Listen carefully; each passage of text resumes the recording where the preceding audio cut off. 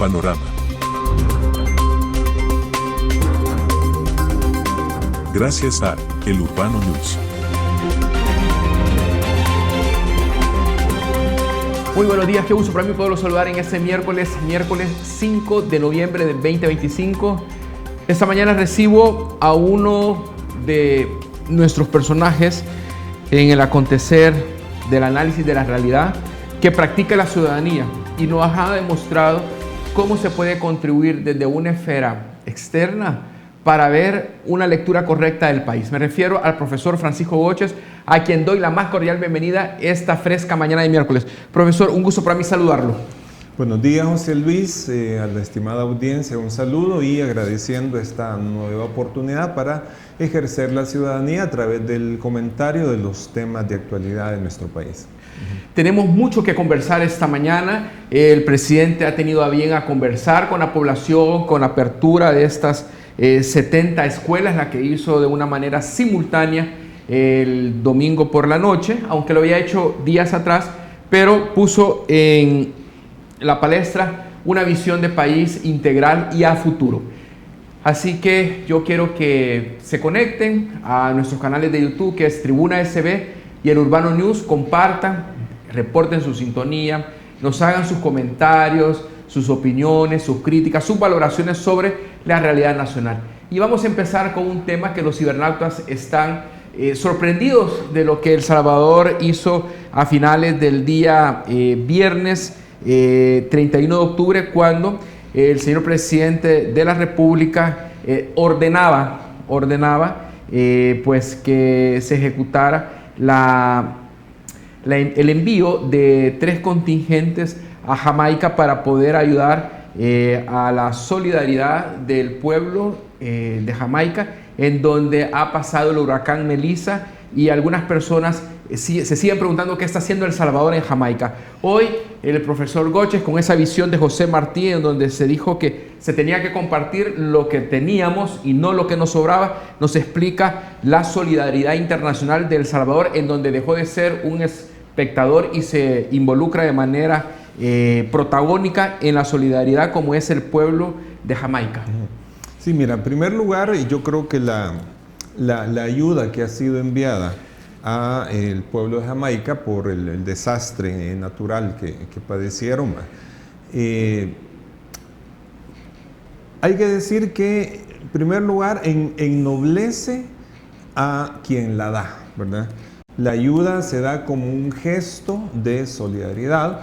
Evidentemente, pues es una ayuda que expresa una voluntad de tender la mano a quienes lo necesitan, y por otra parte pues también favorece a las personas que van a recibir esta ayuda en una lógica que, desde un punto de vista, si lo quisiéramos ver desde un punto de vista muy utilitario, muchas personas quizás no lo van a entender, porque algunos se pueden preguntar, digamos, en qué nos beneficia, ¿verdad? Y ciertamente la lógica de la ayuda no es tanto en qué te beneficia, digamos, materialmente, qué puedes obtener a cambio. Yo creo que no es tanto eso. Yo creo que el gesto de la ayuda es en qué te beneficia en tu crecimiento como persona, y en este caso estamos hablando de una ayuda que se da a nombre del pueblo salvadoreño, en qué nos ayuda a nosotros los salvadoreños a tomar conciencia de la importancia de apoyarnos, sea que sean hermanos centroamericanos, como ya ocurrió con el caso de Costa Rica y otros países. Honduras también se le hace, en algunos momentos puntuales el gobierno salvadoreño ha ofrecido cierto tipo de ayudas, sea un pueblo del Caribe, como es el caso de Jamaica, o incluso a veces son países que aparentemente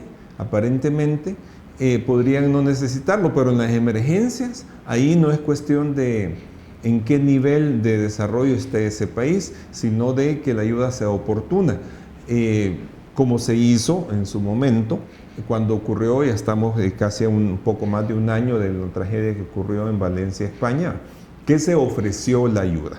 Otro tema muy aparte es si por ciertas razones, probablemente políticas, el gobierno español tomó o no tomó esa ayuda. Ese es un problema muy aparte. El asunto está en poder ofrecer ese gesto de solidaridad. Y eso, como te digo, tiene un doble beneficio, quienes reciben la ayuda, pero también nos ayuda a nosotros como salvadoreños, no en un plano material, yo creo que es un plano más espiritual, más de decir, nosotros podemos formar una identidad distinta, una identidad que no sea solo pensar hacia adentro, sino también pensar un poco hacia afuera. Entonces yo creo que ese es el valor de esta ayuda. Y además hay otro elemento. Muchas veces cuando ocurren este tipo de tragedias, hay países que están en condiciones de dar una ayuda material muy valiosa. Y ciertamente sí hay una ayuda material que puede estar en términos de provisiones, de suministros, etc. Pero en este caso particular de El Salvador, yo creo que es muy importante ver la cantidad de personas de los cuerpos de socorro, de primera respuesta, que han acudido, que están allá en Jamaica.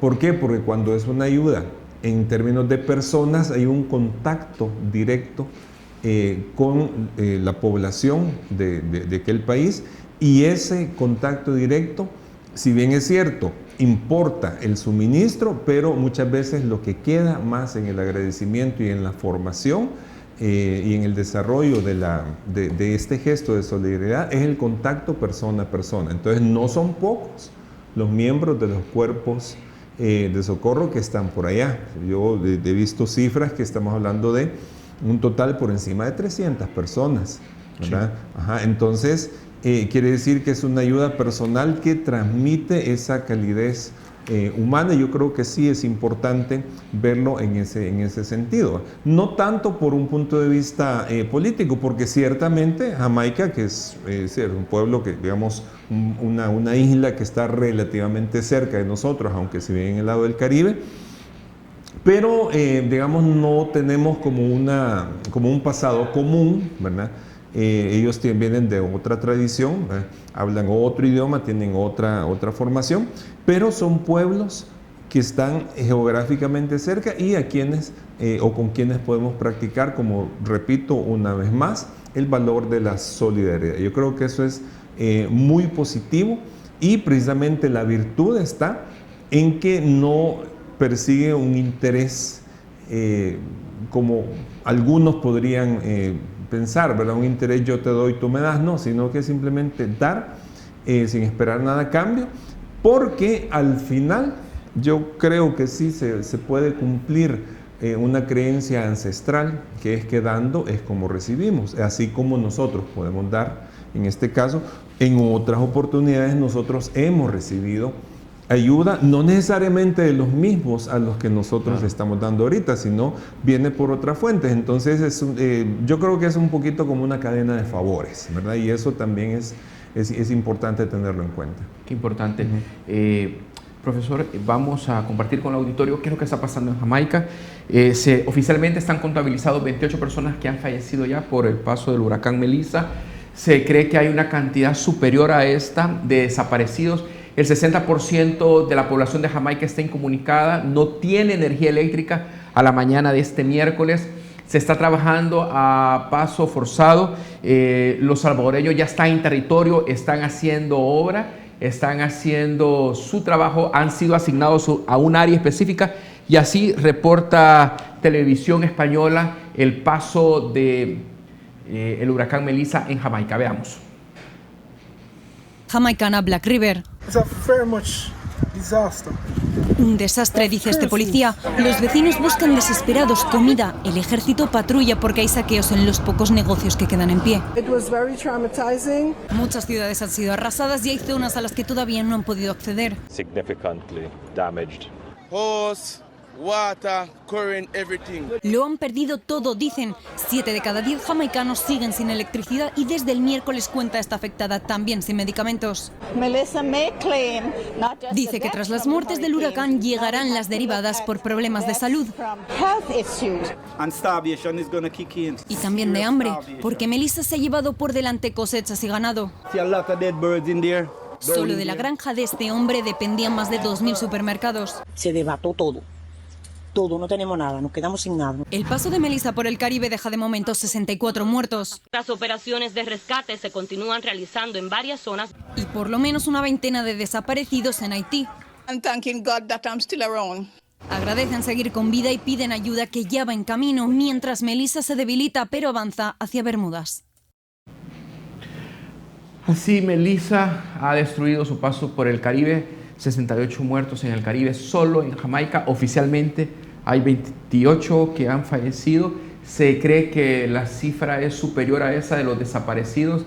Es un caos y ahí están los salvadoreños, ahí están los binomios con los caninos, buscando sobrevivientes, acercándose a estas zonas inundadas. Hay equipos de rescate vertical y quizás los salvadoreños no nos dimos cuenta, pero entre jueves y viernes todo lo que implica logística del gobierno se concentró en la base aérea del aeropuerto, en donde todo lo que era logística de todos los ministerios pusieron sus camiones a disponibilidad para transportar medicamentos, insumos médicos, alimentos y material de primera necesidad, tanto para el contingente de los 300 como para el pueblo y el gobierno de Jamaica, que son los damnificados en este momento. Lo que pasa en Jamaica también nos pone en el mapa, porque vemos a Estados Unidos que está apoyando a Cuba, vemos a Venezuela que sigue apoyando a Cuba, pero vemos una solidaridad internacional que se hace presente y El Salvador manda un mensaje al mundo que antes se enfrentaba a crisis internas y hoy tiene la capacidad de ayudar a otros como los Reggae Boys. Así es. Fíjate que las imágenes yo creo que hablan por sí mismas y quienes están en el lugar saben que la situación incluso es mucho más grave de lo que las imágenes pueden traducir, porque ante una catástrofe de esta magnitud ningún país está preparado. Por más precauciones que se tomen, ningún país está preparado para una cosa así, y también hay que tomar en cuenta el factor tiempo, porque la ayuda no puede tardar demasiado tiempo en llegar, es decir, hay urgencias que se tienen que atender, y yo creo que en ese sentido la respuesta la respuesta de los países vecinos y El Salvador entre ellos, pues ha sido también bastante rápida. Yo creo que es importante tomar conciencia de que, El Salvador sabemos que no es un país al que nos sobre recursos, pero dentro de lo posible damos la ayuda que está a nuestro alcance. Y en este caso, repito, es una cantidad importante de personal que está en el territorio y pues tendiendo la mano, ojalá que la situación se vaya normalizando lo más rápido posible, aunque vemos que realmente es difícil, son desastres que exceden muchas veces a la capacidad de respuesta de las propias naciones, pero pues entre todos se va saliendo adelante. Yo creo que ese es como el mensaje importante. Comprendo. Profesor, estoy viendo en sus videos que está haciendo semanalmente, que usted ha comenzado desde hace 2 semanas a hablar de los agentes pesimistas, y esto es por los mensajes apocalípticos que la oposición manda, los mensajes de catástrofe que está en el país, están exigiendo más de lo que se puede hacer, ven el punto negro en la página en blanco, y me gustaría en este momento definir un poco lo que usted menciona de figuras que solo ven dificultades, nunca oportunidades. ¿Quiénes encarnan hoy ese rol en nuestro país? Se ha preguntado usted. Sí, fíjate que este post, y que de hecho fue también motivo de un artículo más amplio, ciertamente uno ve actitudes, no solamente discursos, sino actitudes detrás de los discursos, y en este caso se trata de una mentalidad opositora que yo creo que es bastante fatalista. No creo yo que sea una actitud sana, y eso más allá de que sean opositores. Concretizando para que el público me entienda un poco mejor, fíjate que con el tema de las becas que se están entregando a jóvenes bachilleres que están graduándose o por graduarse para poder cursar estudios universitarios o carreras técnicas o cursos de formación.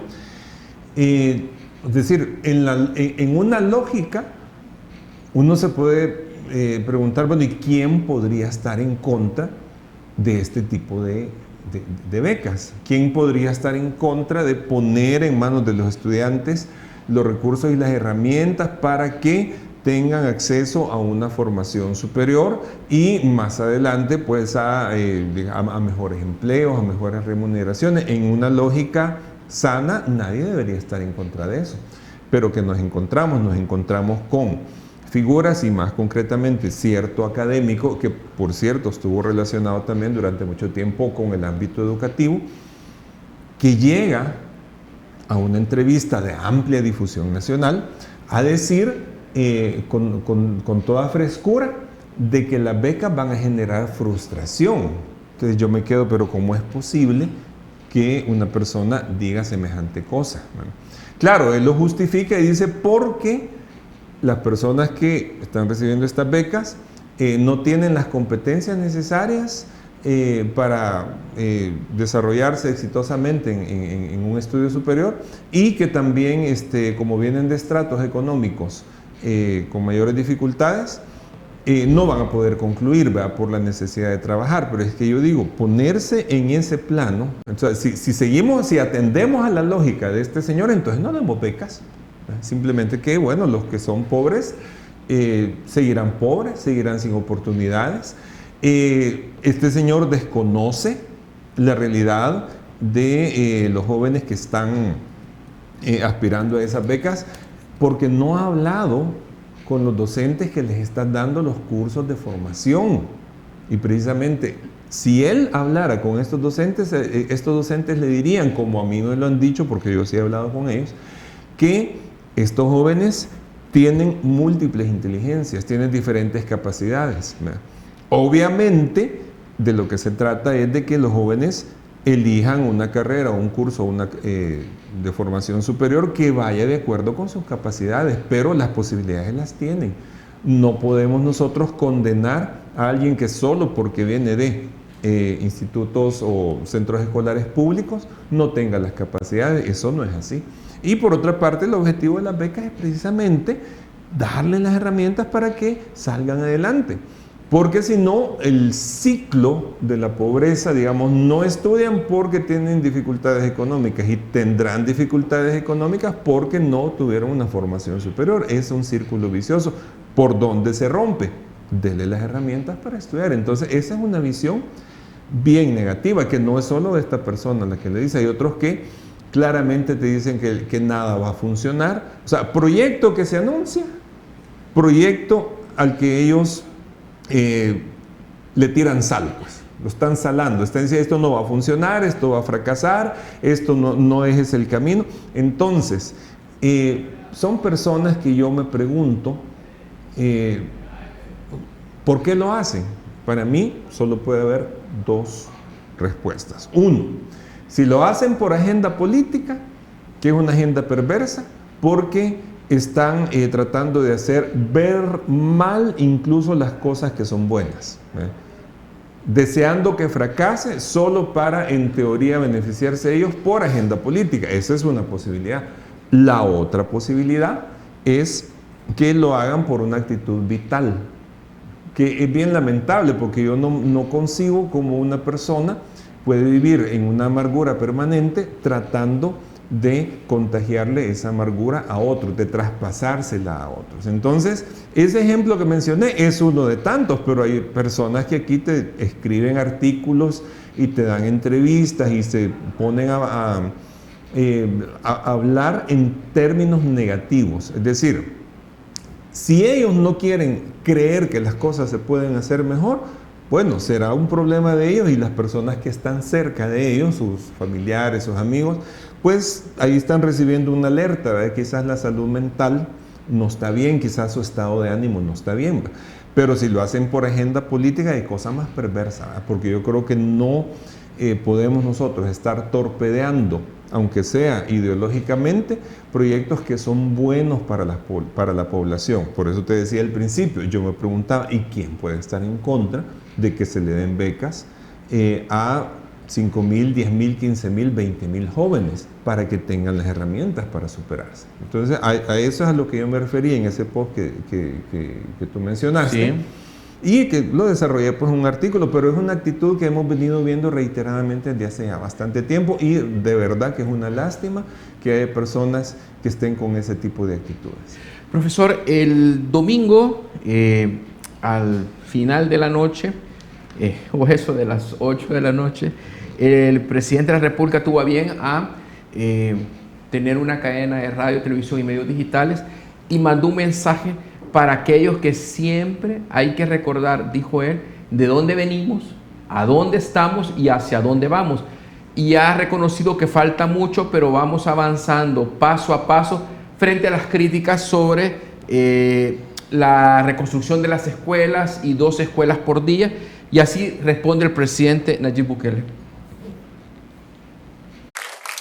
¿Que falta mucho? Sí, va a faltar un montón. Y ya nos faltará quienes digan, miren, aquí todavía no han hecho. Miren, aquí todavía no han arreglado. Miren, aquí todavía no han remodelado.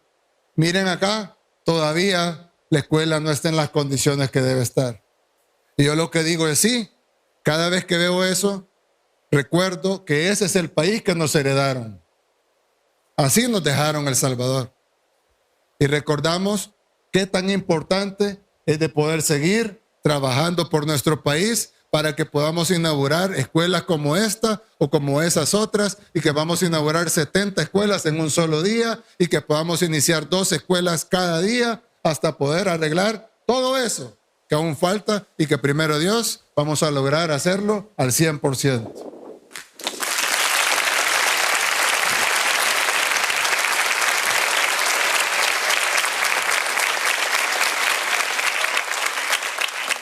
Y lo que ustedes están viendo ahí, así como lo que podemos ver acá, y los que nos están viendo desde sus casas, o desde sus teléfonos, o desde sus tablets, ese es el futuro de nuestro país. Profesor, ¿qué efecto produce en la juventud escuchar voces que jamás van a reconocer avances? Bueno, mire, yo creo que en la juventud y en general en el pueblo, ¿verdad? Ahí se da una contraposición entre un discurso que se intenta esparcir, un discurso negativo, un discurso fatalista de personas que están en la oposición, y que realmente, esto no lo digo como, digamos, como una frase hecha, sino que personas que están en la oposición que realmente desean que el país fracase y que el país le vaya mal, y esparcen ese discurso en contraposición con hechos, con realidades. Yo creo que es muy difícil que un discurso fatalista pueda, digamos, llegar hasta la población y quedarse y capturar el ánimo de la población, si hay indicadores clarísimos de que el país está mejorando, ¿no? Y que el país está mejorando, no, digamos, en un término solamente relativo, digamos, estamos mejor que antes, sino yo me atrevo a decir que es un término absoluto. ¿Por qué? Porque lo que habíamos nosotros vivido, bueno, en mi caso, pues yo tengo 58 años, pero los primeros 50 años de mi vida yo viví en ambientes, digamos, la parte preinsurreccional, la guerra civil, luego el reino de terror de las pandillas. O sea, yo nunca vi que el país realmente estuviera emergiendo, que fuera para arriba, ¿verdad? O sea, más bien era de irnos uniendo cada vez más, y cada vez más, y cada vez más, y cada vez más, ¿verdad? Por eso te digo yo que puede ser, para mí es el concepto de que las cosas están mejor, no solo relativamente, sino de una manera absoluta, porque ahora sí se ve una trayectoria ascendente en muchos indicadores. El más importante de todos ya lo conocemos, y no solo lo conocemos conceptualmente, sino que lo vivimos, que es el tema de seguridad. Probablemente los jóvenes que ahorita tienen 20, 25 años sí recuerden las épocas más terribles del horror de las pandillas. Probablemente los jóvenes que ahorita tienen 15 años quizás lo recuerden como algo lejano que les contaron sus padres. Las nuevas generaciones, afortunadamente, quiero decir, nuevas generaciones de 0 a 10 años, no van a conocer nunca más ese ámbito de horror de las pandillas. Entonces, ahí es donde choca el discurso que te quieren imponer desde la oposición con indicadores positivos. Por supuesto, esos indicadores positivos también tienen matices, ¿verdad? Porque cuando uno dice que las cosas están mejorando, vienen opositores y te hacen una caricatura de lo que tú dijiste y dice, entonces quiere decir que vivimos en el país de las maravillas. No, no es así, es que nadie está diciendo acá que vivimos en un país perfecto. Lo que estamos diciendo es que hay mejoras claras, que hay indicadores evidentes e innegables de que podemos aspirar a un futuro mucho mejor incluso del que nos habíamos imaginado a lo largo de nuestra historia. Es decir, aquí estamos hablando no solamente de la derrota y la desarticulación de las pandillas, estamos hablando de un crecimiento económico impulsado sobre todo por el turismo, por la construcción, ¿verdad? Y por, digamos, otros rubros que poco a poco se ve que están emergiendo, pero también estamos viendo, por ejemplo, la esperanza en la educación. Yo creo que ese es un elemento importante del que procuran no hablar los opositores. Ellos son como muy estratégicos. Es muy difícil que alguien vaya a criticar el plan de reconstrucción de las escuelas, excepto, quizás la única crítica que yo puedo ver ahí que es válida es el hecho de que no se va con la suficiente rapidez con la que se quisiera, pero por supuesto eso también tiene que ver con el tema de los recursos estatales, ¿verdad? Que sabemos que los recursos estatales no son ilimitados, que es una cosa muy delicada y que siempre hay que mirar de dónde venimos. Yo creo que ese término, fíjate que hay mucha gente que cuando uno menciona la comparación con el pasado, lo que hicieron los gobiernos anteriores, inmediatamente te sacan la siguiente supuesta refutación. Bueno, pero es que ya pasaron 6 años del gobierno del presidente Bukele y entonces ya no hay que hablar de los gobiernos pasados. Es que mira, el problema de los gobiernos pasados no es solamente que hicieron malos gobiernos y no es que solamente fue por 5, por 10, por 15, por 20 años. Estamos hablando de un historial en que prácticamente destruyeron o dejaron que el país fuera destruido. Estamos hablando de una reconstrucción que en algunos casos hay que hacerla desde los fundamentos, desde las bases. Es decir, no es poco una herencia de 2 siglos de subdesarrollo, de 2 siglos de un sistema político que solo pensó en las élites y de muchísimas décadas de una élite política que se enquistó ahí con el único fin de servirse del Estado para sus intereses particulares. Es decir, no es poco lo que hemos padecido. O sea, que no vengan ahora con que, bueno, sí, olvidemos el pasado y ahorita solo critiquemos el presente. No, es que también esto tiene, digamos, hay procesos históricos que no es fácil detener el hundimiento y mucho más dificultoso todavía es procurar que las cosas salgan a flote. Entonces eso yo creo que es importante hacérselo ver, no solamente a los jóvenes, a toda la población, ¿va? Pero también recuperando esa memoria histórica, que eso siempre va a estar presente. Yo sé que hay muchos opositores que no les gusta que se refieran a lo que, digamos, nos refiramos a los gobiernos pasados, pero es que eso va a ser una referencia permanente porque lo que hicieron, la destrucción que ellos le hicieron al país, no es poca cosa. Bien, vamos a hacer nuestra primera pausa, profesor. Cuando volvamos, vamos a retomar la reacción de la conferencia de prensa que da todos los lunes el señor Manuel El Chino Flores.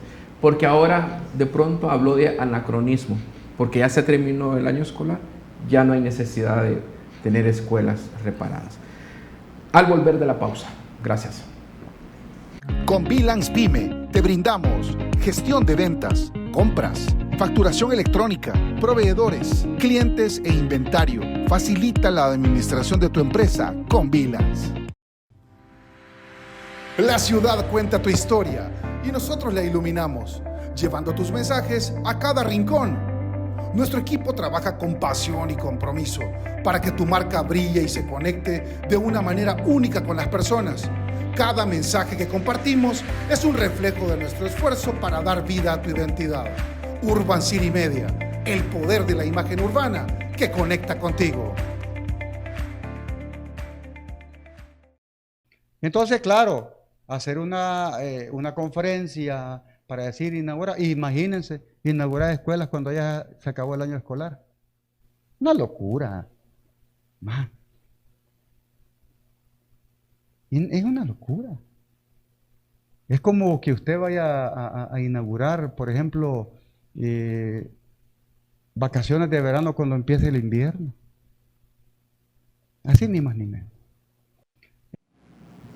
Así el análisis, así la profundidad del secretario general del Frente Farabundo Martí para la Liberación Nacional, Manuel El Chino Flores, que se prepara para un congreso en donde van a decidir si participa en las elecciones 2027. Profesor. Bueno, fíjate que con este personaje, sí, señor. Nosotros, bueno, tú sabes que nosotros tenemos afinidad con otros analistas y comentaristas de la realidad nacional y que estamos, digamos, como agrupados en círculo de reflexión política, siglo XXI, donde está Aldo Álvarez, ahí está Juan Contreras, ahí está Nelson Flores, ahí está René Martínez, ahí está Melida Villatoro, ahí, bueno, somos 8 personas que estamos ahí y que nos comunicamos con frecuencia, ¿verdad? No tanto para establecer como una línea, porque no somos un partido político, ¿verdad? Somos simplemente un grupo de personas que nos comunicamos por afinidad, ¿verdad? Y a veces nosotros comentamos cierto tipo de cosas, ¿verdad? Entonces, una de las cosas que nosotros habíamos pensado ya, ¿verdad?, era que hay ciertos personajes a los que de verdad mencionarlos o referirse a ellos es darles una relevancia que no tienen. Entonces, este personaje que tú me acabas de mencionar es uno de ellos, ¿verdad? Porque no tiene una relevancia, bueno, tan poca relevancia tiene que es un partido prácticamente en extinción. Pero a veces, cuando uno oye cierto tipo de declaraciones, ¿verdad?, uno dice, bueno, pero es que es cierto, habíamos dicho no darle relevancia, pero es que ellos solos se ponen para que la gente les haga memes, para que la gente se burle de ellos. Es decir, como no hay nada que se pueda criticar por la inauguración de las 70 escuelas, porque ¿quién en su sano juicio va a criticar eso?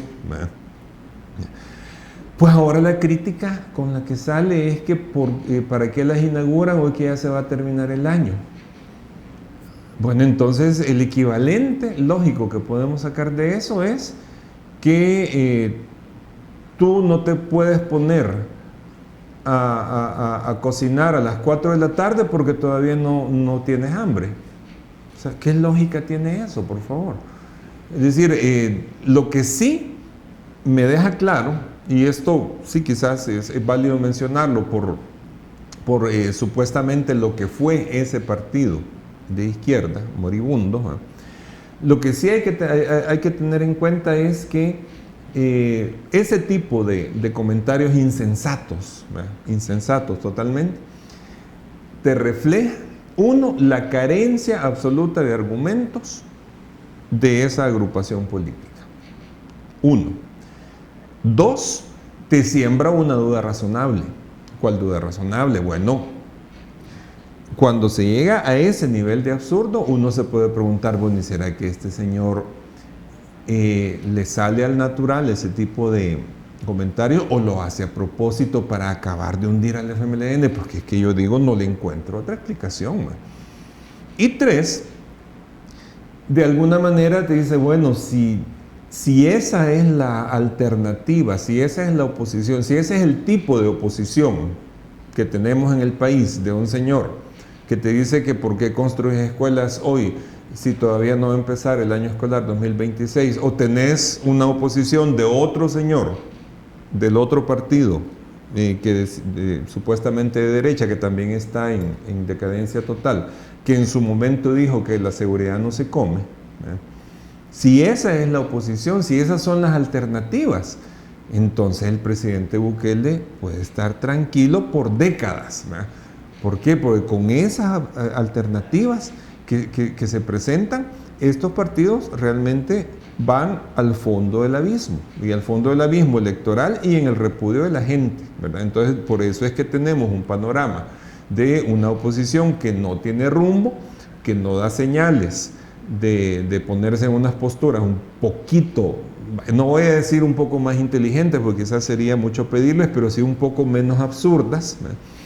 Y que de alguna manera pues esto garantiza, con ese tipo de oposición, esto garantiza no solo la reelección abrumadora del presidente Bukele, que todos creemos que así va a ser, ¿verdad?, sino que incluso los pocos diputados que tienen, los partidos que tienen diputados, porque el FMLN ya no tiene, incluso hasta eso puede estar en riesgo, digo, porque con ese tipo de críticas es que es la consigna de tratar de echarle lodo a todo lo que se aparezca en el horizonte, y ese no es una estrategia política inteligente. Eso es seguir haciendo lo mismo que los ha llevado a la situación precaria y lastimosa en la que se encuentra. Profesor, en las últimas horas vimos cómo el día lunes el Gabinete de Seguridad y el Fiscal General de la República, Rodolfo Delgado, presentaba la investigación de inteligencia fiscal que inicia en enero 2024 de una banda de carteristas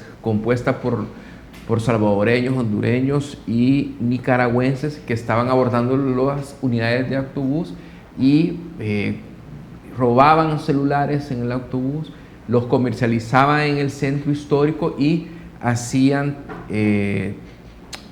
remesas para sus países de orígenes para poder capitalizar ese dinero, y fueron desarticulados y son más de 54 y todos van a cumplir su condena, ha dicho el fiscal, en cárceles salvadoreñas. Así es, ese tipo de situaciones, o sea, qué bien que las autoridades actúan contra ese tipo de delitos. Ahora, hay un detalle que yo sí quisiera mencionar. Esta banda, en donde había salvadoreños, pero también hondureños, nicaragüenses, esta banda, fíjate cómo operaba. A lo que nosotros estábamos acostumbrados en la época en las peores épocas de las pandillas, no era a que en el bus te sacaran la cartera mientras alguien te distraía, ¿verdad? Lo que estábamos acostumbrados es que subiera la gente, te pusieran la pistola en la cara y con suerte no te mataban, ¿verdad? Ajá.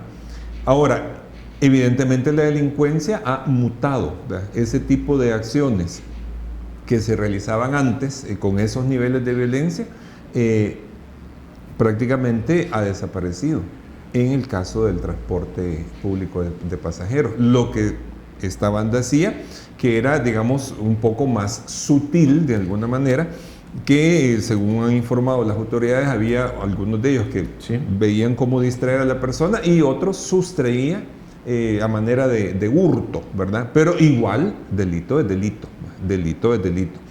Entonces, que no crean, yo creo que hay un mensaje de parte de las autoridades que decir, miren, no crean que por ser delitos de menor intensidad, llamémosle así, grave siempre es, pero por ser delitos de menor intensidad, que ya no te amenazan, ya no te ponen el cuchillo y la pistola, no crean que se tiene permisividad. Yo creo que ese es un mensaje importante a todos los niveles de la sociedad.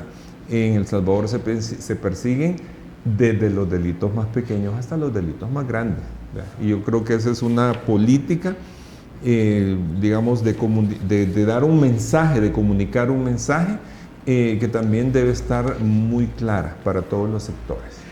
Profesor, he visto sus redes sociales y en X usted ha dado una respuesta a las críticas de la oposición al régimen, en donde hay sectores que argumentan supuestas violaciones de derechos, y usted ha logrado contextualizar estas críticas diciendo lo siguiente.